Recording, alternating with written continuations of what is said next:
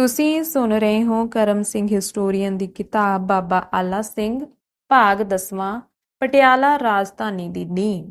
ਸੰਪਤ 1813 ਬਿਕਰਮੀ ਵਿੱਚ ਮਾਲਵੇ ਵਿੱਚ ਭਾਰੀ ਕਾਲ ਪਿਆ ਸੀ। ਹਜੇ ਇਸ ਦੇ ਅਸਰ ਤੋਂ ਲੋਕੀ ਸੰਭਲੇ ਨਹੀਂ ਸਨ ਕਿ ਸੰਪਤ 1816 ਬਿਕਰਮੀ ਵਿੱਚ ਇਸ ਤੋਂ ਵੱਡਾ ਕਾਲ ਪੈ ਗਿਆ। ਇਸ ਸਾਲ ਜੰਗਲ ਵਿੱਚ ਹਾਹਾਕਾਰ ਮਚ ਗਈ।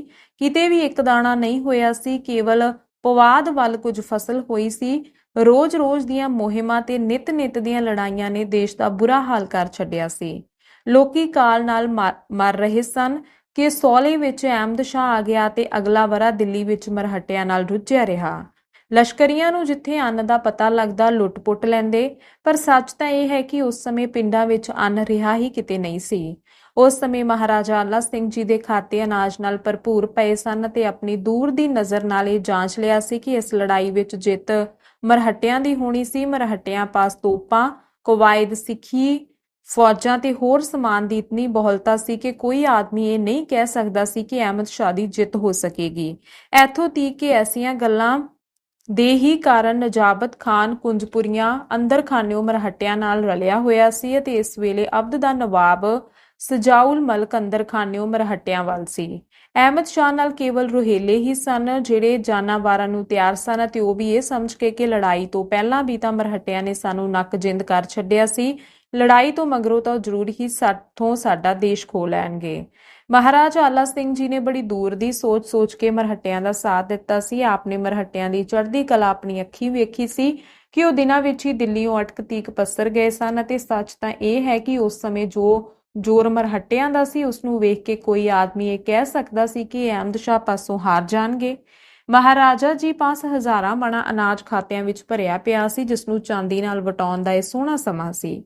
ਮਰਹੱਟਿਆਂ ਦੇ ਕੈਂਪ ਵਿੱਚ ਅਨਾਜ ਇਤਨਾ ਥੋੜਾ ਸੀ ਕਿ ਆਟਾ ਰੁਪਏ ਸੇਰ ਨੂੰ ਵੀ ਨਹੀਂ ਆਉਂਦਾ ਸੀ। ਸੋ ਮਹਾਰਾਜਾ ਜੀ ਨੇ ਹੌਲੀ-ਹੌਲੀ ਸਾਰਾ ਅਨਾਜ ਮਰਹੱਟਿਆਂ ਦੇ ਕੈਂਪ ਵਿੱਚ ਪਹੁੰਚਾ ਦਿੱਤਾ ਅਤੇ ਉਸ ਔਖੇ ਸਮੇਂ ਮਰਹੱਟਿਆਂ ਦੀ ਐਸੀ ਸਹਾਇਤਾ ਕੀਤੀ ਕਿ ਜੇਕਰ ਅਹਿਮਦ ਸ਼ਾਹ ਹਾਰ ਜਾਂਦਾ ਤਾਂ ਮਹਾਰਾਜਾ ਆਲਾ ਸਿੰਘ ਜੀ ਨੂੰ ਇਸ ਸਹਾਇਤਾ ਦਾ ਕੋਈ ਬਹੁਤ ਸੋਹਣਾ ਇਨਾਮ ਮਿਲਣਾ ਸੀ। ਸੋਲੇ ਦਾ ਕਾਲ ਲੰਘ ਗਿਆ ਅਤੇ ਲਾਹੌਰ ਤੀਕ ਦੀਆਂ ਦੌਰਾਨੀ ਫੌਜਾਂ ਅਹਿਮਦ ਸ਼ਾਹ ਦੀ ਸਹਾਇਤਾ ਲਈ ਦਿੱਲੀ ਵੱਲ ਨੂੰ ਚਲੀਆਂ ਗਈਆਂ, ਜਿਸ ਕਰਕੇ ਸਰਹੰਦਾ ਗਿਰਦੇ ਕੋਈ ਵੀ ਹਾਕਮ ਨਾ ਰਿਹਾ।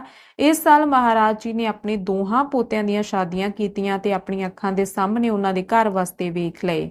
ਵਿਸਾਖ ਸੰਪਤ 1817 ਬਿਕਰਮੀ ਵਿੱਚ ਕੰਵਰ ਹਿੰਮਤ ਸਿੰਘ ਜੀ ਦੀ ਸ਼ਾਦੀ ਜੋਗਾ ਮਾਣਾ ਸ਼ਾਹੀਏ ਦੀ ਲੜਕੀ ਦਿਆ ਕੌਰ ਨਾਲ ਕੀਤੀ ਅਤੇ ਇਸ ਤੋਂ ਥੋੜਾ ਚਿਰ ਮਗਰੋਂ ਕੰਵਰ ਅਮਰ ਸਿੰਘ ਜੀ ਦੀ ਸ਼ਾਦੀ ਚਨਾਰਥਲ ਦੇ ਟਿਵਾਣੀ ਚੌਧਰੀ ਨਾਨਕ ਚੰਦ ਦੀ ਲੜਕੀ ਮਾਈ ਸੁੱਖਾ ਨਾਲ ਹੋਈ।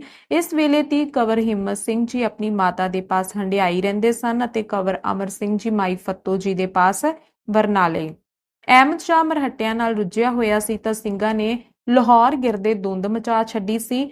ਜਦ ਮਰਹੱਟਿਆਂ ਵੱਲੋਂ ਵਿਹਲਾ ਹੋ ਕੇ ਅਹਿਮਦ ਸ਼ਾਹ ਲਾਹੌਰ ਪੁੱਜਾ ਤਾਂ ਸਿੰਘ ਮਾਝਾ ਛੱਡ ਕੇ ਮਾਲਵੇ ਵੱਲ ਆ ਗਏ ਅਤੇ ਪਹਿਲੀ ਛੁੱਟੀ ਭੱਟੀਆਂ ਉੱਤੇ ਕੀਤੀ। ਇਸ ਤੋਂ ਪਹਿਲਾਂ ਖਾਲਸਾ 2 ਵਾਰੀ ਭੱਟੀਆਂ ਨੂੰ ਸੋਚ ਚੁੱਕਾ ਸੀ। ਹੁਣ ਤੀਜੀ ਵਾਰੀ ਫਿਰ ਸੰਪਤ 1818 ਬਿਕਰਮੀ ਵਿੱਚ ਉਹਨਾਂ ਦਾ ਸਾਰਾ ਇਲਾਕਾ ਉਗਰਾ ਖਾਧਾ ਤੇ ਇਸ ਰਾਹ ਉੱਤੇ ਹੋਏ ਮੁਰਤਜ਼ਾ ਖਾਨ ਬੜੈਚ ਤੇ ਕਾਸਮ ਖਾਂ ਮੜਲ ਦੇ ਇਲਾਕੇ ਨੂੰ ਵੀ ਜਾ ਉਗਰਾਇਆ। ਅਹਿਮਦ ਸ਼ਾਹ ਜਾਂਦਾ ਹੋਇਆ ਨਜੀਬੂਦੌਲਾ ਰੁਹੇਲੇ ਨੂੰ ਦਿੱਲੀ ਦੀ ਵਜ਼ੀਰੀ ਦੇ ਗਿਆ ਸੀ ਜੋ ਇਸ ਸਮੇਂ ਬੜੇ ਜ਼ੋਰਾਂ ਉੱਤੇ ਸੀ। ਇਸ ਜਦ ਹਰਿਆਣੇ ਦੀ ਵੀਰਾਨੀ ਦਾ ਹਾਲ ਸੁਣਿਆ ਤਾਂ ਇੱਧਰ ਦਾ ਪ੍ਰਬੰਧ ਕਰਨ ਲਈ ਕੁਝ ਕੁ ਫੌਜ ਲੈ ਕੇ ਉਹ ਹਿਸਾਰ ਤੀਕ ਆਇਆ। ਮੁਹੰਮਦ ਅਮੀਨ ਖਾਂ ਭੱਟੀ ਸਿੰਘਾਂ ਵੱਲੋਂ ਨੱਕ ਜਿੰਦ ਆਇਆ ਹੋਇਆ ਸੀ। ਉਹ ਆਪਣੀ ਲੜਕੀ ਦਾ ਡੋਲਾ ਲੈ ਕੇ ਨਜੀਬੂਦੌਲਾ ਨੂੰ ਮਿਲ ਪਿਆ ਤੇ ਚਾਹਿਆ ਕਿ ਵਜ਼ੀਰ ਦੀ ਸਹਾਇਤਾ ਨਾਲ ਆਪਣੇ ਖਿਸਕੇ ਕੰਮ ਨੂੰ ਫਿਰ ਪੱਕਿਆਂ ਪੈਰਾਂ ਉੱਤੇ ਲੈ ਆਵੇ, ਪਰ ਵਜ਼ੀਰ ਨੇ ਕਿਸੇ ਨਾਲ ਲੜਾਈ ਕਰਨ ਵਿੱਚ ਕੋਈ ਗੁਣ ਨਾ ਵੇਖਿਆ ਅਤੇ ਮੁਹੰਮਦ ਅਮੀਨ ਖਾਨ ਨੂੰ ਹਿਸਾਰ ਦਾ ਨਾਜ਼ਮ ਬਣਾ ਕੇ ਦਿੱਲੀ ਨੂੰ ਮੁੜ ਗਿਆ। ਇਸ ਸਮੇਂ ਪੰਜਾਬ ਦਾ ਕੋਈ ਹਾਕਮ ਖਾਲਸਾ ਦਲ ਦਾ ਟਾਕਰਾ ਨਹੀਂ ਕਰ ਸਕਦਾ ਸੀ। ਗੁਜਰਾਤ ਤੋਂ ਲੈ ਕੇ ਸਰਹੰਦ ਤੱਕ ਸਾਰਾ ਇਲਾਕਾ, ਸਾਰਾ ਦੇਸ਼ ਇਹਨਾਂ ਦੇ ਪੈਰਾਂ ਹੇਠ ਸੀ ਅਤੇ ਸਾਰੇ ਹਾਕਮ ਤੇ ਇਲਾਕੇਦਾਰ ਇਹਨਾਂ ਦੀ ਤਲਵਾਰ ਤੋਂ ਥਰ-ਥਰ ਕੰਬਦੇ ਸਨ। ਦੁਸ਼ਹਿਰਾ ਸ਼੍ਰੀ ਅੰਮ੍ਰਿਤਸਰ ਜੀ ਕਰਕੇ ਸਾਰਾ ਖਾਲਸਾ ਸਰਹੰਦ ਉਦਾਲੇ ਆ ਹੋਇਆ। ਜੈਨ ਖਾਂ ਡਰਦਾ ਮਾਰਾ ਕਿਲੇ ਅੰਦਰ ਵੜ ਬੈਠਾ ਅਤੇ ਸਾਰਾ ਇਲਾਕਾ ਸਿੰਘਾਂ ਨੇ ਉਗਰਾ ਲਿਆ। ਫਿਰ ਮਲੇਰ ਗਿਰਦੇ ਡੇਰਾ ਜਾ ਲਾਇਆ, ਪਰ ਇਹ ਸੋਚ ਕੇ ਇਹਨਾਂ ਨੂੰ ਸ਼੍ਰੀ ਦਸ਼ਮੇਸ਼ ਜੀ ਨੇ ਅਸੀਸ ਦਿੱਤੀ ਹੋਈ ਹੈ, ਉਹਨਾਂ ਨੂੰ ਕੁਝ ਨਾ ਕਿਹਾ। ਪਰ ਪਠਾਨਾਂ ਨੇ ਜੈਨ ਖਾਂ ਨਾਲ ਸਲਾਹ ਕਰਕੇ ਲਾਹੌਰ ਨੂੰ ਹਲਕਾਰੇ ਦੌੜਾ ਛੱਡੇ ਸਨ ਕਿ ਸਿੰਘ ਕਾਬੂ ਆਏ ਹੋਏ ਹਨ, ਆ ਕੇ ਇਹਨਾਂ ਨਾਲ ਸਮਝ ਲਓ। ਅਹਿਮਦ ਸ਼ਾਹ ਨੇ ਪਹਿਲੀ ਮੰਜ਼ਲ ਜੰਡਿਆਲੇ ਕੀਤੀ ਤੇ ਦੂਜੀ ਤਲਵਣ। ਸਿੰਘ ਮਲੇਰੋਂ ਤੁਰ ਕੇ ਰਾਏਪੁਰ ਨੂੰ ਜਾ ਰਹੇ ਸਨ ਕਿ ਕੋਪਰ ਹੀੜੇ ਦੇ ਪਾਸ ਸੂਰਜ ਨਿਕਲਣ ਦੇ ਨਾਲ ਹੀ ਅਹਿਮਦ ਸ਼ਾਹ ਇਹਨਾਂ ਉੱਤੇ ਆ ਪਿਆ। ਸਿੰਘਾਂ ਨੇ ਵਿਚਾਰਿਆ ਕਿ ਵਹੀਰ ਨੂੰ ਤਾਂ ਮਾਲਵੇ ਵੱਲ ਤੋਰੀਏ ਅਤੇ ਆਪ ਵੈਰੀ ਮੋਰੇ ਹੋ ਕੇ ਉਸ ਨੂੰ ਰੋਕੀ ਰੱਖੀਏ। ਇਸ ਸਮੇਂ ਮੇਖੂ ਸਿੰਘ ਹੱਬਲ ਵਾਲਾ, ਮਹਾਰਾਜਾ ਆਲਾ ਸਿੰਘ ਜੀ ਦਾ ਵਕੀਲ, ਭਾਈ ਸੰਗੂ ਸਿੰਘ ਭਾਈਕਿਆਂ ਦਾ ਵਕੀਲ ਤੇ ਤੀਜਾ ਵਕੀਲ ਭਾਈ ਬੁੱਢਾ ਸਿੰਘ ਦਾਸੀ ਜੋ ਸਿੰਘਾਂ ਦੇ ਨਾਲ ਸਨ। ਸੋ ਦੇਸ਼ ਦੇ ਸੂਹੇ ਹੋਣ ਕਰਕੇ ਸਿੰਘਾਂ ਨੇ ਵਹੀਰ ਇੰਨਾ ਸਪੁਰਦ ਕੀਤਾ ਕਿ ਆਪਣੇ ਦੇਸ਼ ਨੂੰ ਲੈ ਜਾਵੋ ਅਤੇ ਆਪ ਸਿੰਘ ਦੁਰਾਨੀ ਅੱਗੇ ਖੜੋ ਕੇ ਲੜਨ ਲੱਗੇ। ਵਹੀਰ ਹਜੇ 2 ਕੁ ਕੋਹ ਗਿਆ ਸੀ ਕਿ ਮਲੇਰੀਏ ਤੇ ਜੈਨ ਖਾਂ ਉਹਨਾਂ ਉੱਤੇ ਆ ਪਏ ਜੋ ਮਲੇਰ ਵੱਲੋਂ ਵਧੇ ਆ ਰਹੇ ਸਨ। ਇਸ ਤਰ੍ਹਾਂ ਸਿੰਘ ਅੱਗੋਂ ਪਿੱਛੋਂ ਵੈਰੀਆਂ ਨਾਲ ਘੇਰੇ ਗਏ ਤੇ ਦੁਰਾਨੀ ਹੱਲਿਆਂ ਦੇ ਅੱਗੇ ਖੜੇ ਨਾ ਹੋ ਸਕਣ ਦੇ ਕਾਰਨ ਹੌਲੀ-ਹੌਲੀ ਮਾਲਵੇ ਵੱਲ ਨੂੰ ਹਟਦੇ ਗਏ। ਦੁਰਾਨੀਆਂ ਦਾ ਤੁੰਮਣ ਉੱਤੇ ਤੁੰਮਣ ਤੁਰਿਆ ਆਉਂਦਾ ਸੀ ਅਤੇ ਸਿੰਘ ਸਰਦਾਰ ਹਰ ਪਾਸਿਓਂ ਹੋ ਕੇ ਵਹੀਰ ਨੂੰ ਬਚਾਉਂਦੇ ਤੇ ਹੌਲੀ-ਹੌਲੀ ਪਿੱਛੇ ਹਟਦੇ ਜਾਂਦੇ ਸਨ। ਅਹਿਮਦ ਸ਼ਾਹ ਨੇ ਬਥੇਰਾ ਯਤਨ ਕੀਤਾ ਕਿ ਕਿਸੇ ਤਰ੍ਹਾਂ ਕਰੜਾ ਹੱਲਾ ਕਰਕੇ ਇਹਨਾਂ ਨੂੰ ਅੱਡ-ਅੱਡ ਕਰ ਦੇਵੇ ਅਤੇ ਦੁਰਾਨੀ ਫੌਜ ਇਹਨਾਂ ਦੇ ਵਿੱਚ ਰਲ ਜਾਵੇ, ਪਰ ਖਾਲਸੇ ਨੇ ਐਸੀ ਕਰੜਾਈ ਕੀਤੀ ਹੋਈ ਸੀ ਕਿ ਖਾਲਸੇ ਦੀ ਲੋਹਮਈ ਕੰਧ ਨੂੰ ਟਕਰਾ ਕੇ ਵੈਰੀ ਆਪ ਵੀ ਪਿੱਛੇ ਹਟ ਜਾਂਦੇ ਸਨ, ਪਰ ਖਾਲਸੇ ਦੀਆਂ ਕਤਾਰਾਂ ਨੂੰ ਚੀਰ ਨਹੀਂ ਸਕਦੇ ਸਨ। ਇਸ ਤਰ੍ਹਾਂ ਲੜਦਾ ਭਿੜਦਾ ਖਾਲਸਾ ਕੁਤਬੇ ਬਾਹਮਣੀ ਪਿੰਡਾਂ ਪਾਸ ਅੱਪੜ ਪਿਆ। ਦੁਪਹਿਰ ਹੋ ਗਈ ਸੀ ਤੇ ਸਵੇਰ ਤੋਂ ਲੈ ਕੇ ਹੁਣ ਤੱਕ ਸੂਰਮੇ 12 ਕੋ ਲੜਦੇ ਆਏ ਸਨ। ਰਾਹ ਵਿੱਚ ਪਾਣੀ ਕਿਤੇ ਨਹੀਂ ਲੱਭਾ ਸੀ ਅਤੇ ਜਵਾਨ ਤੇ ਘੋੜੇ ਤ੍ਰੇ ਨਾਲ ਬੇਦਿਲ ਹੋ ਜਾਂਦੇ ਸਨ ਕਿ ਕੁਤਬੇ ਪਾਣੀ ਦੀ ਢਾਬ ਨਜ਼ਰੀ ਪੈ ਗਈ। ਕੀ ਸਿੰਘ ਤੇ ਕੀ ਦੁਰਾਨੀ ਲੜਾਈ ਦਾ ਖਿਆਲ ਛੱਡ ਕੇ ਸਾਰੇ ਹੀ ਪਾਣੀ ਪੀਣ ਲੱਗ ਪਏ। ਆਗੂਆਂ ਨੇ ਸਿੰਘਾਂ ਨੂੰ ਦੱਸ ਦਿੱਤਾ ਸੀ ਕਿ ਇਸ ਤੋਂ ਅੱਗੇ ਕਿਤੇ ਪਾਣੀ ਨਹੀਂ ਲੱਭੇਗਾ, ਜੋ ਇੱਥੋਂ ਧਿਆਇਆ ਤੁਰੇਗਾ ਉਹ ਰਾਹ ਵਿੱਚ ਹੀ ਮਰ ਜਾਵੇਗਾ। ਇਸ ਲਈ ਸਿੰਘਾਂ ਨੇ ਇੱਕ ਪਾਸੇ ਦੀ ਪਕਿਆਈ ਕਰ ਸਭਨਾਂ ਨੂੰ ਪਾਣੀ ਪਿਆ ਲੈਣਾ ਚਾਹਿਆ। ਇੱਕ ਪਾਸੇ ਵੱਲੋਂ ਸਿੰਘ ਪਾਣੀ ਪੀਂਦੇ ਸਨ ਅਤੇ ਦੂਜੇ ਪਾਸੇ ਵੱਲੋਂ ਦੁਰਾਨੀ ਵੀ ਥੱਕ ਚੁੱਕੇ ਸਨ। ਸੋ ਇੱਥੋਂ ਪਿੱਛਾ ਮੁੜ ਗਏ ਅਤੇ ਸਿੰਘਾਂ ਨੇ 10 ਕੁ ਕੋਹ ਅਗਾਹਾਂ ਤੁਰ ਕੇ ਡੇਰਾ ਜਾ ਕੀਤਾ। ਇਸ ਸਮੇਂ ਦਲ ਨਾਲ ਕੇਵਲ 30 ਕੁ ਹਜ਼ਾਰ ਹੀ ਖਾਲਸਾ ਰਹਿ ਗਿਆ ਸੀ। ਕੁਝ ਕੁ ਲਾਂਬੇ ਖਿੰਡ ਗਏ ਸਨ ਅਤੇ ਕੋਈ 15-20 ਹਜ਼ਾਰ ਇਸ ਘੱਲੂਘਾਰੇ ਦੀ ਭੇਟਾ ਹੋ ਗਏ ਸਨ। ਇਹ ਗੱਲ ਸ਼ੁੱਕਰਵਾਰ 28 ਮਾਘ ਸੰਪਤ 1818 ਬਿਕਰਮੀ ਦੀ ਹੈ। ਅਹਿਮਦ ਸ਼ਾਹ ਮਲੇਰੋਂ ਹੋ ਕੇ ਸਰਹੰਦ ਪੁੱਜਾ ਤੇ ਉੱਥੋਂ ਸ੍ਰੀ ਅੰਮ੍ਰਿਤਸਰ ਸਾਹਿਬ ਜੀ ਗਿਆ। ਮਹਾਰਾਜਾ ਆਲਾ ਸਿੰਘ ਜੀ ਨੇ ਸਰਹੰਦ ਹੀ ਨਜ਼ਰਾਨਾ ਅਪੜਾ ਦਿੱਤਾ ਅਤੇ ਸਿਆਣਪ ਨਾਲ ਦੁਰਾਨੀ ਦੀ ਝਪਟ ਤੋਂ ਬਚ ਗਏ। ਅਹਿਮਦ ਸ਼ਾਹ ਨੇ ਸ੍ਰੀ ਅੰਮ੍ਰਿਤਸਰ ਸਾਹਿਬ ਜੀ ਪੁੱਜ ਕੇ ਸਰੋਵਰ ਦੀ ਪੁੱਜ ਕੇ ਬੇਅਦਬੀ ਕੀਤੀ ਅਤੇ ਸ੍ਰੀ ਹਰਿਮੰਦਰ ਸਾਹਿਬ ਜੀ ਨੂੰ ਬਰੂਦ ਨਾਲ ਉਡਾ ਦਿੱਤਾ। ਇਸ ਤਰ੍ਹਾਂ ਆਪਣਾ ਹਰਖ ਮੱਠਾ ਕਰਕੇ ਘੱਲੂਘਾਰੇ ਤੋਂ 26 ਦਿਨਾਂ ਮਗਰੋਂ 24 ਫੱਗਣ ਨੂੰ ਅਹਿਮਦ ਸ਼ਾਹ ਲਾਹੌਰ ਪੁੱਜਾ ਤੇ ਕੁਝ ਕੁ ਦਿਨ ਉੱਥੇ ਠਹਿਰ ਕੇ ਦੇਸ਼ ਦੇ ਪ੍ਰਬੰਧ ਦੀਆਂ ਵਿਉਂਤਾਂ ਕਰਦਾ ਰਿਹਾ ਤੇ ਫਿਰ ਦੇਸ਼ ਨੂੰ ਮੁੜ ਗਿਆ। ਅਹਿਮਦ ਸ਼ਾਹ ਨੇ ਸਮਝਿਆ ਕਿ ਮੈਂ ਐਸੀ ਸਜ਼ਾ ਦੇ ਚੱਲਿਆ ਹਾਂ ਜਿਸ ਨਾਲ ਕਈ ਸਾਲਾਂ ਤੱਕ ਸਿੰਘਾਂ ਨੂੰ ਸੁਰਤ ਨਹੀਂ ਆਵੇਗੀ, ਪਰ ਇੱਧਰ ਇਹ ਹਾਲ ਨਹੀਂ ਸੀ। ਦਲ ਦਾ ਕੋਈ ਸਰਦਾਰ ਨਹੀਂ ਸੀ ਜਿਸ ਨੂੰ 5-5 7-7 ਜ਼ਖਮ ਨਾ ਲੱਗੇ ਹੋਣ। ਸਰਦਾਰ ਜੱਸਾ ਸਿੰਘ ਆਹਲੂਵਾਲੀਆ ਨੂੰ 17 ਜ਼ਖਮ ਲੱਗੇ ਸਨ, ਪਰ ਸਿੰਘਾਂ ਦਾ ਦਿਲ ਨਹੀਂ ਡੋਲਿਆ ਸੀ, ਸਗੋਂ ਆਪੋ ਵਿੱਚ ਆਖਦੇ ਸਨ ਕਿ ਜੋ ਕੋਟ ਸੀ ਉਹ ਜਾਂਦਾ ਰਿਹਾ, ਹੁਣ ਤੱਤ ਖਾਲਸਾ ਬਾਕੀ ਰਹਿ ਗਿਆ ਹੈ। ਸਿੰਘਾਂ ਨੇ ਥੋੜਾ ਜਿਹਾ ਬਰਾੜਾਂ ਦੇ ਦੇਸ਼ ਆਰਾਮ ਕਰਕੇ ਫਿਰ ਆਣ ਇਕੱਠ ਕੀਤਾ ਅਤੇ ਮਹਾਰਾਜਾ ਆਲਾ ਸਿੰਘ ਜੀ ਤੇ ਭਾਈਕਿਆਂ ਨੂੰ ਆਪਣੇ ਨਾਲ ਲੈ ਕੇ ਕਿਹਾ ਕਿ ਜਿਸ ਨੂੰ ਸੋਧਣਾ ਹੈ ਖਾਲਸੇ ਦੇ ਨਾਲ ਹੋ ਕੇ ਸੋਧ ਲਵੋ। ਮਲੇਰੀਏ ਨਾਲ ਇਹਨਾਂ ਦਾ ਪੁਰਾਣਾ ਵੈਰ ਸੀ, ਸੋ ਪਠਾਨਾਂ ਨੂੰ ਸੋਧਣ ਦੀ ਸਲਾਹ ਦਿੱਤੀ ਗਈ। ਸਿੰਘਾਂ ਨੇ ਮਲੇਰੀਏ ਦਾ ਸਾਰਾ ਇਲਾਕਾ ਗਾਹ ਸੁੱਟਿਆ ਤੇ ਇਧਰੋਂ ਵਿਹਲੇ ਹੋ ਕੇ ਸਰਹੰਦ ਉਦਾਲੇ ਆ ਹੋਏ ਅਤੇ ਇਸ ਇਲਾਕੇ ਨੂੰ ਵੀ ਉਗਰਾ ਲਿਆ। ਹੁਣ ਖਾਲਸੇ ਨੇ ਇਸ ਇਲਾਕੇ ਦੇ ਸਿੰਘਾਂ ਨੂੰ ਸੱਦ ਕੇ ਪੁੱਛਿਆ ਕਿ ਜੇ ਕਿਸੇ ਨੂੰ ਸੋਧਣਾ ਹੈ ਤਾਂ ਸੋਧ ਲਵੋ।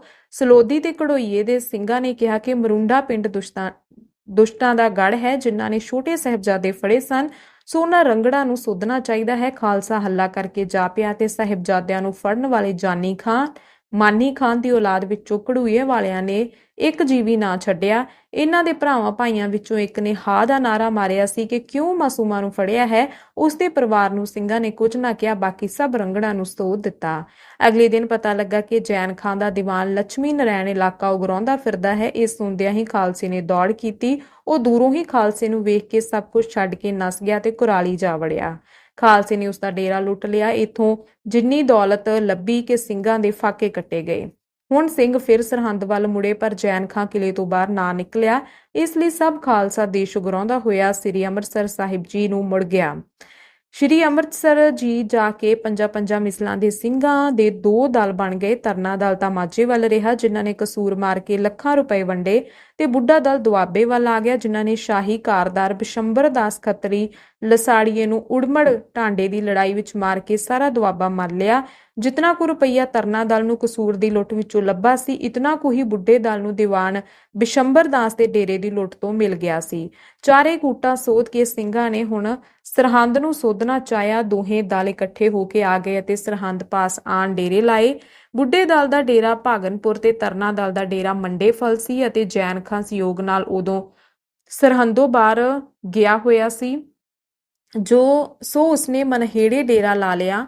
ਸਿੰਘਾਂ ਨੇ ਬੜੀ ਤਕੜਾਈ ਰੱਖੀ ਕਿ ਕਿਤੇ ਰਾਤੋਂ ਰਾਤ ਜੈਨ ਖਾਂ ਨੱਸ ਨਾ ਜਾਵੇ। ਦਿਨ ਚੜ੍ਹਿਆ ਤਾਂ ਜੈਨ ਖਾਂ ਕਚੀਚੀ ਵੱਟ ਕੇ ਸਰਹੰਦ ਵੱਲ ਨੱਠਾ। ਸਿੰਘ ਅੱਗੋਂ ਹੋ ਪਏ, ਆਪੋ ਵਿੱਚ ਮਾੜੀ ਜੀ ਝੜਪ ਹੋਈ। ਮਾੜੀ ਵਾਲੇ ਤਾਰਾ ਸਿੰਘ ਨੇ ਅੱਗੇ ਵੱਧ ਕੇ ਜੈਨ ਖਾਂ ਦਾ ਸਿਰ ਲਾ ਦਿੱਤਾ ਤੇ ਉਸਦਾ ਸਾਰਾ ਅਸਬਾਬ ਲੁੱਟ ਲਿਆ। ਇਹ ਗੱਲ 4 ਮਾਘ ਸੰਪਤ 1820 ਬਿਕਰਮੀ ਦੀ ਹੈ। ਸ਼੍ਰੀ ਦਸ਼ਮੇਸ਼ ਜੀ ਨੇ ਇਸ ਸ਼ਹਿਰ ਨੂੰ ਸਰਾਪਿਆ ਹੋਇਆ ਸੀ, ਇਸ ਲਈ ਸਾਰੇ ਪੰਥ ਨੇ ਸ਼ਹਿਰੋਂ ਬਾਹਰ ਡੇਰੇ ਲਾ ਲਏ ਅਤੇ ਆਪੋ ਵਿੱਚ ਫਸੀਲ ਵੰਡ ਕੇ ਉਸ ਦੀ ਇੱਟ ਕਰ ਦਿੱਤੀ। ਸਾਰਾ ਸ਼ਹਿਰ ਢਾਹ ਦਿੱਤਾ, ਮਕਾਨ ਫੂਕ ਦਿੱਤੇ, ਲੋਕੀ ਉਜਾੜ ਦਿੱਤੇ ਅਤੇ ਸਰਦਾਰਾਂ ਨੇ ਆਪਣੇ ਹੱਥਾਂ ਨਾਲ ਖੋਤਿਆਂ ਦੇ ਹਲ ਚਲਾਏ। ਲੁਧਿਆਣੇ ਤੋਂ ਕਰਨਾਲ ਤੀਕ ਸਾਰਾ ਇਲਾਕਾ ਮੱਲ ਲਿਆ, ਪਰ ਸਰਹੰਦ ਸ਼ਹਿਰ ਨੂੰ ਕਿਸੇ ਸਰਦਾਰ ਨੇ ਨਾ ਕਬੂਲਿਆ ਕਿ ਇਹ ਗੁਰੂ ਦਾ ਸਰਾਪਿਆ ਸ਼ਹਿਰ ਹੈ। ਇੱਥੋਂ ਤੀਕ ਕਿ ਕੋਈ ਸਿੰਘ ਰਾਤ ਨੂੰ ਸਰਹੰਦ ਦੀ ਹੱਦ ਅੰਦਰ ਵੀ ਨਾ ਰਹਿੰਦਾ। ਸਭ ਖਾਲਸੇ ਦੇ ਸ਼ਹਿਰੋਂ ਬਾਹਰ ਡੇਰੇ ਲਾਏ ਹੋਏ ਸਨ। ਸਾਰੇ ਪੰਥ ਨੇ ਅੰਤ ਵਿੱਚ ਇਹ ਗੁਰਮਤਾ ਕੀਤਾ ਕਿ ਸ਼ਹਿਰ ਦੇ ਵਸਨੀਕ ਜਿਸ ਸਰਦਾਰ ਦਾ ਪੱਲਾ ਫੜ ਲੈਣ ਉਸ ਨੂੰ ਇਸ ਸ਼ਹਿਰ ਦੀ ਅਰਦਾਸ ਕਰਵਾ ਦਿੱਤੀ ਜਾਵੇ। ਪੰਥ ਦੇ ਅਰਦਾਸ ਕਰਵਾ ਦੇਣ ਨਾਲ ਫਿਰ ਇਸ ਉੱਤੇ ਕਬਜ਼ਾ ਕਰਨ ਦਾ ਕੋਈ ਦੋਸ਼ ਨਾ ਲੱਗੇਗਾ। ਸ਼ਹਿਰੀਆਂ ਪਾਸੋਂ ਜਦ ਪੁੱਛਿਆ ਗਿਆ ਤਾਂ ਉਹਨਾਂ ਭਾਈ ਬੁੱਢਾ ਸਿੰਘ ਦਾ ਪੱਲਾ ਫੜ ਲਿਆ, ਜਿਸ ਨਾਲ ਖਾਲਸਾ ਜੀ ਬੜੇ ਖੁਸ਼ ਹੋਏ ਕਿ ਭਾਈ ਕੀ ਅਰਦਾਸ ਦੀ ਹੀ ਥਾਂ ਹਨ। ਸੋ ਸਾਰੇ ਪੰਥ ਨੇ ਭਾਈ ਬੁੱਢਾ ਸਿੰਘ ਦੇ ਨਾਮ ਸਰਹੰਦ ਸ਼ਹਿਰ ਦੀ ਅਰਦਾਸ ਕਰਵਾ ਦਿੱਤੀ। ਮਹਾਰਾਜ ਆਲਾ ਸਿੰਘ ਤੇ ਭਾਈਕਿਆਂ ਦਾ ਮੁੱਢ ਤੋਂ ਹੀ ਬੜਾ ਮੇਲ ਰਿਹਾ ਹੈ। ਮਹਾਰਾਜ ਆਲਾ ਸਿੰਘ ਜੀ ਦੀ ਮਰਜ਼ੀ ਕਿ ਭਾਈ ਬੁੱਢਾ ਸਿੰਘ ਨੂੰ ਕੁਝ ਪਿੰਡ ਦੇ ਕੇ ਸ਼ਹਿਰ ਸਰਹੰਦ ਉਸ ਪਾਸੋਂ ਲੈ ਲਈਏ, ਪਰ ਮਾਈ ਫੱਤੋ ਜੀ ਨੇ ਮਹਾਰਾਜ ਨੂੰ ਇਸ ਗੱਲੋਂ ਵਰਜਿਆ ਕਿ ਇੱਕ ਤਾਂ ਸਰਾਪਿਆ ਸ਼ਹਿਰ ਹੈ, ਦੂਜੇ ਸਾਰਾ ਪੰਥ ਉਂਗਲੀ ਕਰਨ ਲੱਗ ਜਾਏਗਾ। ਇਸ ਕਰਕੇ ਮਹਾਰਾਜ ਜੀ ਨੇ ਇਸ ਖਿਆਲ ਨੂੰ ਛੱਡ ਦਿੱਤਾ, ਪਰ ਆਪ ਮਗਰੋਂ ਮਹਾਰਾਜਾ ਅਮਰ ਸਿੰਘ ਜੀ ਨੇ ਭਾਈ ਬੁੱਢਾ ਨੂੰ 12 ਪਿੰਡ ਦੇ ਕੇ ਸਰਹੰਦ ਉਸ ਪਾਸੋਂ ਲੈ ਲਿਆ। ਸਿੰਘਾਂ ਨੇ ਸਰਹੰਦ ਨੂੰ ਉਜਾੜ ਦਿੱਤਾ ਸੀ ਤੇ ਇਹ ਹੁਣ ਸਿੱਧ ਹੀ ਸੀ ਕਿ ਭਾਵੇਂ ਕੁਝ ਵੀ ਹੋਵੇ, ਸਿੰਘਾਂ ਦੀ ਤਾਕਤ ਦਿੱਲੀ ਜਾਂ ਕਾਬਲੀਆਂ ਤੋਂ ਰੋਕੇ ਰੱਖਣ ਦੀ ਨਹੀਂ। ਇਸ ਲਈ ਮਹਾਰਾਜ ਜੀ ਨੇ ਬਰਨਾਲੇ ਜਾਂ ਢੋਡਿਆਂ ਦੀ ਥਾਂ ਪਟਿਆਲੇ ਨੂੰ ਆਪਣੀ ਰਾਜਧਾਨੀ ਬਣਾਉਣਾ ਚਾਹਿਆ। ਪਟਿਆਲਾ ਉਪਜਾਊ ਇਲਾਕੇ ਦੇ ਵਿਚਕਾਰ ਸੀ, ਜਿੱਥੇ ਖੂਹਾਂ ਦਾ ਪਾਣੀ ਲਾਗੇ ਹੋਣ ਕਰਕੇ ਜ਼ਮੀਂਦਾਰ ਖੂਹ ਉੱਤੇ ਖੇਤੀ ਕਰਦੇ ਸਨ। ਘੁੜਾਮ ਤੇ ਮਸੀਖਣ ਦਾ ਇਲਾਕਾ ਘੱਗਰ ਦਾ ਪਾਣੀ ਪੈਣ ਕਰਕੇ ਚੰਗਾ ਇਬਾਦ ਇਲਾਕਾ ਸੀ ਅਤੇ ਕੁਵੇਲੇ ਕਾਲ ਪੈਣ ਦੇ ਸਮੇਂ ਇੱਧਰ ਦਿਆਂ ਲੋਕਾਂ ਨੂੰ ਇਤਨਾ ਦੁੱਖ ਪ੍ਰਤੀਤ ਨਹੀਂ ਹੁੰਦਾ ਸੀ ਕਿ ਜਿੰਨਾ ਜੰਗਲ ਦੇ ਲੋਕਾਂ ਨੂੰ, ਜਿੱਧਰ ਸਮੁੱਚਾ ਆਸਰਾ ਮੀਂਹ ਦਾ ਸੀ ਅਤੇ ਖੂਹਾਂ ਦਾ ਪਾਣੀ ਬਹੁਤ ਦੂਰ ਹੋਣ ਕਰਕੇ ਵਰਤਨ ਜੋਗਾ ਪਾਣੀ ਵੀ ਖੁੱਲਾ ਨਹੀਂ ਮਿਲਦਾ ਸੀ। ਇਸ ਸਮੇਂ ਇੱਕ ਨਵੀਂ ਤਾਕਤ ਦੀ ਸਰਹੱਦ ਮਹਾਰਾਜਾ ਜੀ ਦੀ ਸਰਹੱਦ ਨਾਲ ਆ ਲੱਗੀ ਸੀ, ਜੋ ਭਾਵੇਂ ਵੈਰੀ ਤਾਂ ਨਹੀਂ ਸਨ ਅਤੇ ਨਾ ਹੀ ਬਦੋਬਦੀ ਦੂਜੇ ਦਾ ਇਲਾਕਾ ਖੋਹਣ ਵਾਲੇ, ਪਰ ਇਹਨਾਂ ਦੇ ਪਾਸ ਰਹਿ ਕੇ ਇਹਨਾਂ ਨਾਲ ਮੇਲ-ਜੋਲ ਰੱਖਣਾ ਜ਼ਰੂਰੀ ਗੱਲ ਸੀ। ਅਤੇ ਕਿਉਂਕਿ ਸ਼ਾਹੀ ਸੜਕ ਤੋਂ ਪਰੇ ਮਹਾਰਾਜ ਜੀ ਦੀ ਹੱਦ ਅੱਪੜ ਚੁੱਕੀ ਸੀ, ਇਸ ਲਈ ਜਗਾਤ ਦਾ ਪੂਰਾ ਪ੍ਰਬੰਧ ਰੱਖਣ ਲਈ ਰਾਜਧਾਨੀ ਦਾ ਸ਼ਾਹੀ ਸੜਕ ਦੇ ਪਾਸ ਹੋਣਾ ਹੀ ਚੰਗਾ ਸੀ, ਕਿਉਂ ਜੋ ਉਨੀ ਦਿਨੀ ਸਾਰੇ ਜੰਗਲ ਦੇ ਇਲਾਕੇ ਵਿੱਚੋਂ ਇਤਨੀ ਆਮਦਨੀ ਨਹੀਂ ਹੋ ਸਕਦੀ ਸੀ ਜਿਤਨੀ ਕਿ ਸ਼ਾਹੀ ਸੜਕ ਦੀ ਜੰਗਾਤ ਤੋਂ ਹੋ ਸਕਦੀ ਸੀ। ਸਰਹੰਦ ਸ਼ਹਿਰ ਉਜਾੜ ਦਿੱਤਾ ਗਿਆ ਸੀ, ਸੋ ਉਹਨਾਂ ਉਜੜੇ ਆਦਮੀਆਂ ਨੂੰ ਪਟਿਆਲੇ ਵਿੱਚ ਵਾਪਸ ਲੈਣ ਨਾਲ ਥੋੜੇ ਚਿਰ ਵਿੱਚ ਹੀ ਰੌਣਕਦਾਰ ਰਾਜਧਾਨੀ ਬਣਾਈ ਜਾ ਸਕਦੀ ਸੀ। ਸੋ ਐਸੀਆਂ ਗੱਲਾਂ ਦਾ ਖਿਆਲ ਕਰਕੇ ਸਰਹੰਦ ਮਾਰਨ ਤੋਂ ਪੂਰੇ 1 ਮਹੀਨੇ ਮਗਰੋਂ ਮਾਘ ਸੁਦੀ 10 ਸੰਪਤ 1820 ਬਿਕਰਮੀ ਨੂੰ ਐਤਵਾਰ ਵਾਲੇ ਦਿਨ ਪਟਿਆਲਾ ਦੇ ਪੱਕੇ ਕਿਲੇ ਦੀ ਨੀਂਹ ਮਹਾਰਾਜ ਜੀ ਨੇ ਰੱਖ ਦਿੱਤੀ ਅਤੇ ਸ਼ਾਹੀ ਸੜਕ ਦੀ ਜਗਾਤ ਨਾਲ ਕਿਲੇ ਨੂੰ ਬਣਾਉਣਾ ਤੇ ਸ਼ਹਿਰ ਨੂੰ ਤੇ ਪਟਿਆਲੇ ਨੂੰ ਵਸਾਉਣਾ ਆਰੰਭ ਕੀਤਾ। ਦਿੱਲੀ ਤੋਂ ਜੋ ਮਾਲ ਲਾਹੌਰ ਜਾਂ ਕਾਬਲ ਕੰਦਾਰ ਨੂੰ ਜਾਂਦਾ ਸੀ ਜਾਂ ਲਾਹੌਰੋਂ ਜੋ ਮਾਲ ਦਿੱਲੀ ਨੂੰ ਜਾਂਦਾ ਸੀ, ਉਹ ਸਭ ਸਰਹੰਦ ਵਾਲੀ ਸ਼ਾਹੀ ਸੜਕ ਰਾਹੀਂ ਹੀ ਜਾਂਦਾ ਸੀ। ਜਦ ਕੋਈ ਵਪਾਰੀ ਮਾਲ ਲੈ ਕੇ ਕਿਸੇ ਸਿੰਘ ਸਰਦਾਰ ਦੇ ਇਲਾਕੇ ਵਿੱਚ ਦਾਖਲ ਹੁੰਦਾ ਤਾਂ ਸਰਦਾਰ ਦੇ ਜਗਾਤੀ ਉਸ ਪਾਸੋਂ ਜਗਾਤ ਲੈ ਲੈਂਦੇ। ਥੋੜੇ ਹੀ ਕੋਹ ਗਿਆ ਕਿਸੇ ਦੂਜੇ ਸਰਦਾਰ ਦਾ ਇਲਾਕਾ ਆ ਜਾਂਦਾ, ਜਿਸ ਦੇ ਜਗਾਤੀਏ ਵਪਾਰੀ ਪਾਸੋਂ ਆਪਣੀ ਜਗਾਤ ਮੰਗਦੇ। ਇਸ ਤਰ੍ਹਾਂ ਦਿੱਲੀ ਤੋਂ ਲੈ ਕੇ ਲਾਹੌਰ ਤੱਕ ਇਤਨੀ ਜਗਾਤ ਦੇਣੀ ਪੈਂਦੀ ਕਿ ਜਗਾਤ ਦੀ ਅਸਲ ਨਾਲੋਂ ਕਈ ਗੁਣਾ ਵੱਧ ਜਾਂਦੀ, ਪਰ ਕਿਉਂਕਿ ਹੋਰ ਕੋਈ ਰਾਹ ਹੀ ਨਹੀਂ ਸੀ, ਇਸ ਲਈ ਔਖਿਆਂ ਸੌਖਿਆਂ ਹਰ ਇੱਕ ਵਪਾਰੀ ਨੂੰ ਇਸੇ ਰਾਹ ਜਾਣਾ ਪੈਂਦਾ ਸੀ, ਜਿਸ ਕਰਕੇ ਸ਼ਾਹੀ ਸੜਕ ਪਾਸ ਦੇ ਇਲਾਕੇਦਾਰਾਂ ਨੂੰ ਜਗਾਤ ਦੀ ਬਹੁਤ ਆਮਦਨ ਹੋਇਆ ਕਰਦੀ ਸੀ। ਇਹੋ ਕਾਰਨ ਸੀ ਕਿ ਹਰ ਇੱਕ ਸਿੰਘ ਸਰਦਾਰ ਸ਼ਾਹੀ ਸੜਕ ਦੇ ਆਸ-ਪਾਸ ਦਾ ਇਲਾਕਾ ਮੱਲੀ ਬੈਠਾ ਸੀ। ਸਰਹੰਦ ਦੇ ਸਰ ਹੋਣ ਨਾਲ ਕਰਨਾਲ ਤੀਕ ਦਾ ਸਾਰਾ ਇਲਾਕਾ ਸਿੰਘ ਸਰਦਾਰਾਂ ਵਿੱਚ ਵੰਡਿਆ ਗਿਆ ਸੀ। ਜੀਨ ਤੇ ਸਫੀਦੋ ਦਾ ਚੌਗਿਰਦਾ ਰਾਜਾ ਰਾਜਪਤ ਸਿੰਘ ਜੀ ਨੇ ਜਾ ਮੱਲਿਆ ਅਤੇ ਮਹਾਰਾਜਾ ਜੀ ਨੇ ਸਰ ਕਰਦੇ ਝੰਡੂ ਸਿੰਘ ਢਾਏ। ਗੁਰਦਾਸ ਸਿੰਘ ਸੇਖੋਂ ਅਤੇ ਹਰੀ ਸਿੰਘ ਗੁੱਜਰ ਨੇ ਆਪਣੀ ਬਾਂਗਰ ਦੀ ਹੱਦ ਰਾਜਾ ਰਾਜਪਤ ਜੀ ਦੀ ਹੱਦ ਨਾਲ ਜਾ ਮਿਲਾਈ। ਮੁਕੰਦ ਪਿੰਡ ਦੇ ਵਸਨੀਕ ਈਨ ਨਹੀਂ ਮੰਨਦੇ ਸਨ, ਇਸ ਕਰਕੇ ਮਹਾਰਾਜ ਜੀ ਦੇ ਸਰਕੱਦਿਆਂ ਨੇ ਇਸ ਪਿੰਡ ਉੱਤੇ ਛਾਪਾ ਮਾਰਿਆ ਤੇ ਲੜਾਈ ਵਿੱਚ ਪਿੰਡ ਦੇ 9 ਆਦਮੀ ਮਾਰ ਦਿੱਤੇ। ਲਾਲੂ ਤੇ ਕਲੀਰਾਮ ਫਸਾਦ ਦੀ ਜੜ ਸਨ। ਇਹ ਫੜ ਕੇ ਕੈਦ ਕੀਤੇ ਗਏ, ਜਿਸ ਕਰਕੇ ਇਹਨਾਂ ਦੇ ਭਰਾਵਾਂ ਭਾਈਆਂ ਨੇ ਈਨ ਮੰਨ ਲਈ। ਕਾਕੜੋਤ ਦੇ ਲੋਕੀ ਆਪ ਹੀ ਹਾਜ਼ਰ ਹੋ ਗਏ ਤੇ ਇਸੇ ਤਰ੍ਹਾਂ ਬੜਾਇਨ, ਸੋਰਬਰਾ ਤੇ ਧਨੌਰੀ ਉੱਤੇ ਵੀ ਮਹਾਰਾਜ ਜੀ ਦਾ ਕਬਜ਼ਾ ਹੋ ਗਿਆ। ਹੋਰ ਸਾਰੇ ਬਾਂਗਰ ਦੀ ਥਾਣੇਦਾਰੀ ਤਾਂ ਗੁਰਦਾਸ ਸਿੰਘ ਸੇਖੋਂ ਦੀ ਰਹੀ, ਪਰ ਧਨੌਰੀ ਦੀ ਥਾਣੇਦਾਰੀ ਹਰੀ ਸਿੰਘ ਗੁੱਜਰ ਨੂੰ ਦਿੱਤੀ ਗਈ। ਇਸ ਸਮੇਂ ਹਿਠਾੜ ਸਤਲੁਜ ਦੇ ਸਭ ਇਲਾਕੇਦਾਰਾਂ ਵਿੱਚੋਂ ਮਹਾਰਾਜ ਜੀ ਦੀ ਤਾਕਤ ਵੱਧ ਕੇ ਸੀ। ਆਪ ਸਿੰਘਾਂ ਦੇ ਮਿੱਤਰ ਸਨ ਅਤੇ ਇਸ ਤਾਕਤ ਨਾਲ ਵਿਗਾੜ ਪਾਉਣਾ ਨਹੀਂ ਚਾਹੁੰਦੇ ਸਨ, ਪਰ ਸਿੰਘਾਂ ਵਾਂਗ ਆਪ ਖੁੱਲ੍ਹਮ ਖੁੱਲ੍ਹੇ ਸ਼ਾਹੀ ਤਾਕਤ ਦੇ ਉਲਟ ਨਹੀਂ ਸਨ ਅਤੇ ਰਾਜਨੀਤੀ ਦੇ ਖਿਆਲ ਨਾਲ ਸ਼ਾਹੀ ਹਕੂਮਤ ਨੂੰ ਆਪ ਹਜੇ ਤੀਕ ਨਾਮ ਮਾਤਰ ਮੰਨੀ ਜਾਂਦੇ ਸਨ। ਦਿੱਲੀ ਗਿਰਦੇ ਸੂਰਜਮਲ ਜਾਟ ਦਾ ਜ਼ੋਰ ਸੀ ਅਤੇ ਦਿੱਲੀ ਦੀਆਂ ਕੰਧਾਂ ਤੇ ਉਸਨੇ ਦੋਸ਼ ਰੋਕ ਲਿਆ ਸੀ ਕਿ ਸੰਯੋਗ ਨਾਲ ਇੱਕ ਲੜਾਈ ਵਿੱਚ ਉਹ ਸ਼ਾਹੀ ਸੈਨਾ ਹੱਥੋਂ ਮਾਰਿਆ ਗਿਆ, ਜਿਸ ਕਰਕੇ ਸੂਰਜਮਲ ਦਾ ਪੁੱਤਰ ਜਵਾਹਰ ਸਿੰਘ ਆਪਣੇ ਪਿਤਾ ਦਾ ਬਦਲਾ ਲੈਣ ਲਈ ਬਹੁਤ ਸੈਨਾ ਲੈ ਕੇ ਦਿੱਲੀ ਵੱਲ ਵਧਿਆ। ਆਪਣਾ ਧੜਾ ਭਾਰਾ ਕਰਨ ਲਈ ਜਵਾਹਰ ਸਿੰਘ ਨੇ ਖਾਲਸਾ ਦਲ ਨੂੰ ਆਪਣੀ ਸਹਾਇਤਾ ਲਈ ਸੱਦਿਆ ਤੇ ਕਈ ਲੱਖ ਰੁਪਈਆ ਨਜ਼ਰਾਨਾ ਦੇਣਾ ਕੀਤਾ। ਦੂਜੇ ਪਾਸੇ ਪਾਤਸ਼ਾਹ ਦੇ ਵਜ਼ੀਰ ਨੇ ਵੀ ਆਪਣੇ ਹਿਮਾਇਤੀ ਸਦਵਾ ਲਏ। ਇਸ ਸਮੇਂ ਮਹਾਰਾਜਾ ਆਲਾ ਸਿੰਘ ਜੀ ਨੇ ਵੀ ਭਾਈ ਭੋਲਾ ਸਿੰਘ ਨੂੰ 1000 ਜਵਾਨ ਦੇ ਕੇ ਪਾਤਸ਼ਾਹ ਦੀ ਸਹਾਇਤਾ ਲਈ ਦਿੱਲੀ ਘੱਲਿਆ ਸੀ। ਸੋ ਅਖੀਰ ਤੀਕ ਸ਼ਾਹੀ ਸੈਨਾ ਦੇ ਨਾਲ ਹੋ ਕੇ ਲੜਦਾ ਰਿਹਾ ਤੇ ਜਦ ਦੋਹਾਂ ਧਿਰਾਂ ਵਿੱਚ ਸੁਲਹ ਸਫਾਈ ਹੋ ਗਈ ਤਾਂ ਸਨਮਾਨ ਸਹਿਤ ਦੇਸ਼ ਨੂੰ ਮੋੜ ਆਇਆ। ਪਾਤਸ਼ਾਹੀ ਸਮਿਆਂ ਵਿੱਚ ਮੰਡੀ ਤੀਕ ਮਲੇਰੀਆ ਦੀ ਮਿਹਰ ਸੀ। ਸੁਜਤ ਫੂਲ ਕੇ ਵਧੇ ਫੁੱਲੇ ਤਾਂ ਮਲੇਰੀਆ ਨੂੰ ਹੀ ਧੱਕ ਕੇ ਵਧੇ। ਸਰਦਾਰ ਮਾਨ ਸਿੰਘ ਜੀ ਨੇ ਮਲੌਦ ਦਾ ਇਲਾਕਾ ਮੱਲ ਲਿਆ ਸੀ ਅਤੇ ਕਾਕੜਾ ਮਾਰਨ ਤੋਂ ਮਗਰੋਂ ਪਰਗਣਾ ਮਨਸੂਰਪੁਰ ਦੇ ਕਈ ਪਿੰਡ ਮਹਾਰਾਜ ਜੀ ਦੇ ਤਹਿਤ ਆ ਚੁੱਕੇ ਸਨ। ਭਾਵੇਂ ਇਸ ਵੇਲੇ ਤੀਕ ਬਰਨਾਲੇ ਦੇ ਪਾਸ ਹੀ ਸੇਖੇ ਤੇ ਜਲਹੂਰ ਪਿੰਡੀ ਮਲੇਰੀਆ ਦੇ ਥਾਣੇ ਕਾਇਮ ਸਨ ਅਤੇ ਬਰਨਾਲੇ ਵੱਲੋਂ ਮਹਾਰਾਜ ਜੀ ਨੇ ਮਲੇਰੀਆ ਦਾ ਕੋਈ ਪਿੰਡ ਨਹੀਂ ਰੋਕਿਆ ਸੀ, ਪਰ ਮਨਸੂਰਪੁਰ ਗਿਰਦੀਏ ਉਹਨਾਂ ਦੇ ਬਹੁਤ ਸਾਰੇ ਪਿੰਡ ਮਹਾਰਾਜ ਜੀ ਦੇ ਤਹਿਤ ਆ ਚੁੱਕੇ ਸਨ। ਨਵਾਬ ਜਮਾਲ ਖਾਂ ਤੋਂ ਮਗਰੋਂ ਆਪ ਦਾ ਪੁੱਤਰ ਭੀਖਨ ਖਾਂ ਮਲੇਰ ਦਾ ਨਵਾਬ ਹੋਇਆ ਸੀ, ਜੋ ਬੜਾ ਯੋਧਾ ਅਤੇ ਭਰਪੂਰ ਜਵਾਨ ਸੀ। ਇਸ ਨੇ ਇੱਕ ਵਾਰ ਮਹਾਰਾਜ ਜੀ ਨੂੰ ਖਵਾ ਘੱਲਿਆ ਸੀ ਕਿ ਤੁਸੀਂ ਹੁਣ ਬੁੱਢੇ ਹੋ ਗਏ ਹੋ ਅਤੇ ਮੈਂ ਜਵਾਨ ਹਾਂ। ਤੁਸੀਂ ਸਾਡੇ ਨਾਲ ਜਿਤਨੀਆਂ ਵਧੀਕੀਆਂ ਕੀਤੀਆਂ ਹਨ ਉਹਨਾਂ ਦਾ ਬਦਲਾ ਮੈਂ ਆਪ ਦੇ ਪੋਤਿਆਂ ਪਾਸੋਂ ਲਵਾਂਗਾ, ਜੋ ਆਪ ਤੋਂ ਮਗਰੋਂ ਛੋਟੀ ਉਮਰ ਵਿੱਚ ਰਾਜ ਭਾਗ ਦੇ ਮਾਲਕ ਹੋਣਗੇ। ਮਹਾਰਾਜ ਜੀ ਨੇ ਉਸ ਸਮੇਂ ਸੁਭਾਵਕ ਹੀ ਉੱਤਰ ਦਿੱਤਾ ਸੀ ਕਿ ਜੇਕਰ ਕਰਤਾਰ ਨੇ ਚਾਹਿਆ ਤਾਂ ਅਸੀਂ ਤੈਨੂੰ ਆਪਣੇ ਨਾਲ ਹੀ ਲੈ ਕੇ ਜਾਵਾਂਗੇ। ਸੋ ਉਹੀ ਗੱਲ ਹੋਈ ਕਿ ਕੰਵਰ ਹਿੰਮਤ ਸਿੰਘ ਜੀ ਹੰਡਿਆਏ ਤੋਂ ਪਟਿਆਲੇ ਨੂੰ ਆਏ ਸਨ ਅਤੇ ਇੱਥੋਂ ਕਿਸੇ ਗੱਲੋਂ ਗੁੱਸੇ ਹੋ ਕੇ ਹੰਡਿਆਏ ਨੂੰ ਮੁੜੇ ਜਾਂਦੇ ਸਨ ਕਿ ਰਾਹ ਵਿੱਚ ਆਪ ਸਦਰਪੁਰ ਪਿੰਡ ਉਤਰ ਪਏ। ਉਸ ਸਮੇਂ ਭੀਖਨ ਖਾਂ ਵੀ ਲੁੱਟਮਾਰ ਕਰਦਾ ਉੱਧਰ ਆ ਗਿਆ ਤੇ ਚਾਹੁੰਦਾ ਸੀ ਕਿ ਕਾਕੜੇ ਉੱਤੇ ਦਖਲ ਪਾ ਲਵੇ ਕਿ ਕੰਵਰ ਸਾਹਿਬ ਤੇ ਭੀਖਨ ਖਾਂ ਵਿੱਚ ਕਾਕੜੇ ਦੇ ਟਿੱਬਿਆਂ ਵਿੱਚ ਟਾਕਰਾ ਹੋ ਪਿਆ। ਉਸ ਸਮੇਂ ਕੰਵਰ ਜੀ ਪਾਸ ਦੀਵਾਨ ਸਿੰਘ ਲੋਹ ਚੱਬ, ਤਖਾ ਸਿੰਘ ਸੈਦੋਕਾ, ਸੋਦੇ ਖਾਂ, ਮੰਗੇ ਖਾਂ ਤੇ ਜੀਏ ਖਾਂ, ਰਾਏ ਸਰੀਏ, ਜਾਫਰ ਖਾਂ ਹੰਡਿਆਏ ਦਾ ਅਤੇ ਸ਼ਮੀਰ ਤੇਲੀ ਫਰਵਾਹੀ ਵਾਲਾ ਕੁੱਲ 50 ਸਵਾਰ ਸਨ ਅਤੇ ਭੀਖਨ ਖਾਂ ਨਾਲ 1000 ਕੁ ਸਵਾਰ ਸੀ। ਕਰਤਾਰ ਦੀ ਕੁਦਰਤ ਐਸੀ ਹੋਈ ਕਿ ਲੜਾਈ ਆਰੰਭ ਹੁੰਦਿਆਂ ਹੀ ਭੀਖਨ ਖਾਂ ਦੇ ਗੋਲੀ ਜਾ ਲੱਗੀ ਤੇ ਉੱਥੇ ਹੀ ਠੰਡਾ ਹੋ ਗਿਆ। ਮਲੇਰੀਆ ਸਵਾਰ ਨੱਸ ਗਏ ਅਤੇ ਜਿੱਤ ਦਾ ਸਿਹਰਾ ਕੰਵਰ ਹਿੰਮਤ ਸਿੰਘ ਜੀ ਦੇ ਸਿਰ ਰਿਹਾ। ਭੀਖਨ ਖਾਂ ਦੀ ਅਤ ਚੰਗੀ ਵਲੈਤੀ ਤਲਵਾਰ ਕੰਵਰ ਜੀ ਦੇ ਹੱਥ ਲੱਗੀ, ਜੋ ਹੁਣ ਤੀਕ ਇਸ ਜਿੱਤ ਦੀ ਯਾਦਗਾਰ ਵਜੋਂ ਸਰਕਾਰ ਪਟਿਆਲਾ ਦੇ ਸਿਲਾਖਾਨੇ ਵਿੱਚ ਰੱਖੀ ਹੋਈ ਹੈ। ਇਹ ਗੱਲ 28 ਅੱਸੂ ਸੰਪਤ 1821 ਬਿਕਰਮੀ ਦੀ ਹੈ।